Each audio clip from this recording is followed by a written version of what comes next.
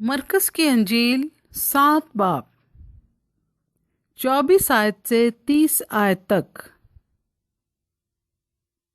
एक औरत का ईमान।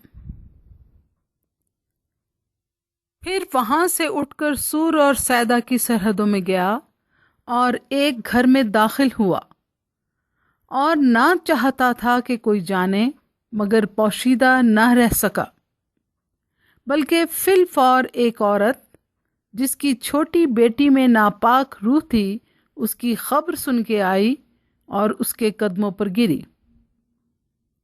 ये औरत यूनानी थी और कौम की सूरफनी की। उसने उससे दरख्वास्त की कि बदरू को उसकी बेटी में से निकाले। उसने उससे कहा, पहले लड़कों को सैर होने दे, क्योंकि लड़कों की रोटी लेकर कुत्तों को डाल देना अच्छा नहीं। उसने जवाब में कहा, हाँ खुदावंद, कुत्ते भी मेज के तले लड़कों की रोटी के टुकड़ों में से खाते हैं।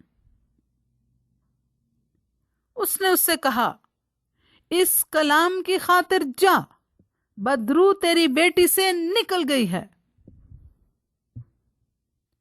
और उसने अपने घर में जाकर देखा कि लड़की पलंग पर पड़ी है और बदरू निकल गई है। पाक कलाम के पढ़े और सुने जाने पर खुदा की बरकत हो। आमीन।